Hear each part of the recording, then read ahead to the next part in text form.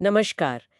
आज हम एक बहुत पुराने और अहम संवाद के मतलब भगवद गीता के एक बहुत खास हिस्से पर बात करेंगे। सोचिए, कुरुक्षेत्र का वो विशाल मैदान, दो सेनाएं आमने सामने और एक श्लोक, सिर्फ एक श्लोक उस पूरे माहौल को, उस टेंशन को पकड़ लेता है।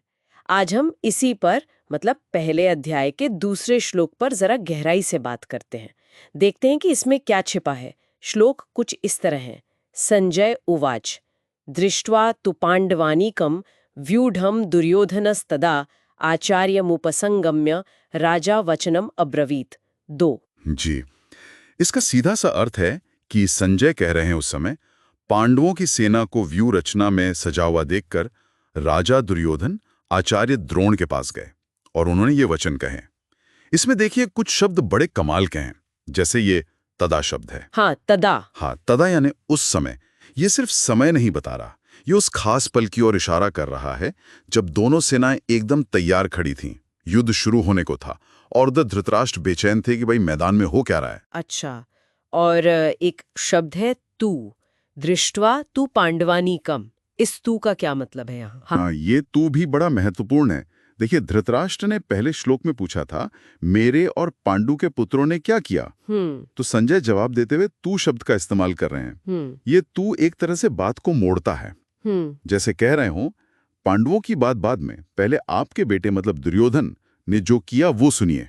फोकस दुर्योधन पर आ गया। अच्छा, मतलब पहले दुर्योधन की प्रतिक्रिया बता रहे हैं। और उसने क्या देखा? दृष्ट्वा पांडवानीकम व्यूढ़म, पांडवों की सेना को व्यू रचना में देखकर।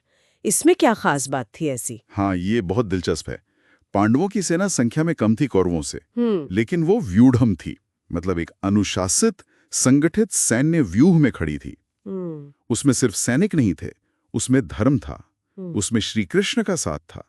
तो वो छोटी सेना भी बड़ी प्रभावशाली दिख रही थी, एक सदी हुई ताकत। और इसी संगठित शक्ति को देखकर दुर्योधन थोड़ा कह सकते हैं हिल गया, उसे चिंता हुई और इसीलिए वो फौरन द्रोणाचार्य के पास गया। एक और चीज जो ध्यान खींचती है संजय, यहाँ दुर्योधन को राजा कह रहे हैं, जबकि राजा तो धृतराष्ट्र थे। बिल्कुल सही सवाल उठाया आपने। देखिए, दुर्योधन को राजा कहने के पीछे कई कारण हो सकते हैं। एक तो हम सब जानते हैं, धृतराष्ट्र का अपने बेटे के लिए मोह कितना गहरा था। बिल्कुल। दूसरा, व्यावहारिक रूप से देखें तो राजकाज, सारे फैसले वो सब दुर्योधन ही कर रहा था। युवराज था वो, है ना? हाँ, सही बात है। और तीसरा, इस पूरे युद्ध का, इस झगड़े का मुख्य कर्ता धर्ता भी वही था। तो इन सब वजहों से संजय उसे राजा कह रहे हैं, क्योंकि असली सत्ता प्रैक्टिकली उसी के हाथ में थी। समझ गई।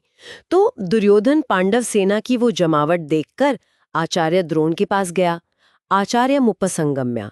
लेकिन एक सवाल मन में आता है, सेना के कमांडर इन चीफ तो भीष्म पितामह थे, तो दुर्योधन पहले उनके पास क्यों नहीं गया, सीधा द्रोण के पास? हाँ, ये बहुत अच्छा पॉइंट है।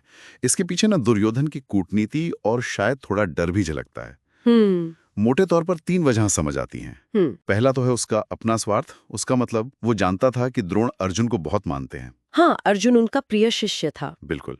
तो दुर्योधन के मन में कहीं न कहीं ये डर था कि द्रोण युद्ध में पांडवों के प्रति, खासकर अर्जुन के प्रति नरम पड़ सकते हैं। तो वो उनके मन में पांडवों के खिलाफ द्वेष या शक पैदा करना चाहता था।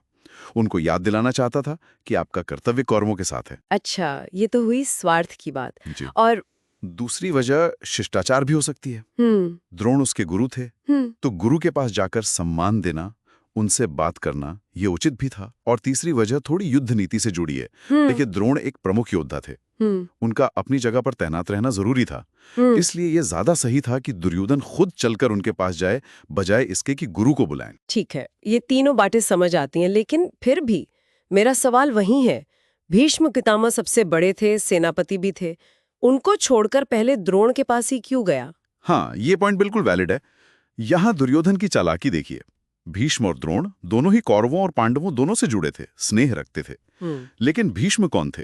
दादा थे, परिवार के मुखिया।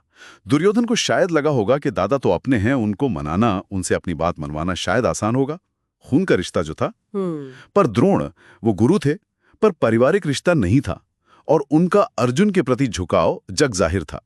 तो दुर्योधन के लिए असली चुनौती द्रोण को साधना था। अच्छा। इसीलिए वो पहले द्रोण के पास गया ताकि उनकी निष्ठा, उनकी वफादारी पूरी तरह से कौरवों के पक्ष में पक्की कर सके। ये दिखाता है कि वो रिश्तों से ज्यादा रणनीति को अहमियत दे रहा था। और श्लोक का अंत होता है वचनम अब्रवीत से, यानी वचन कहा।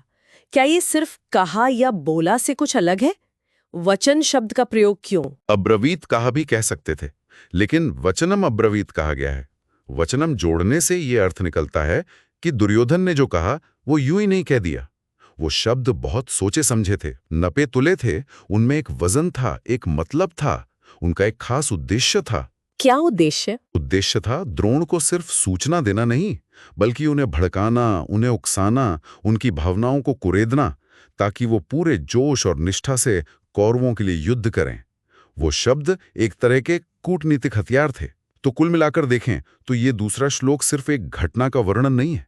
ये युद्ध के बिल्कुल शुरू में दुर्योधन की मानसिक स्थिति का, उसकी साइकोलॉजी का एक एक्सरे जैसा है। पांडवों की तैयारी देखकर उसकी अंदरूनी चिंता साफ झलकती है, उसका डर भी, और उस डर को दबाकर वो कैसे बड़ी चतुराई से अपने गुरु को, अपने सबसे महत्वपूर्ण योद्धाओं में से एक को अपने पक्ष में करने की कोशिश कर रहा है, ये भी दिखता है। वाकई ये बहुत सोचने वाली बात है कि जब हम किसी चुनौती या मुश्किल का सामना करते हैं तो कितनी बार हमारी पहली प्रतिक्रिया दुर्योधन जैसे होती है, मतलब हालात या लोगों को अपने हिसाब से मोड़ने की कोशिश करना, बजाय इसके कि हम सच्चाई को, शायद अपनी अंदरूनी घबराहट को सीधे सीधे स्वीकार करें और उसका सामना करें। इस पर जरूर सोचिएगा।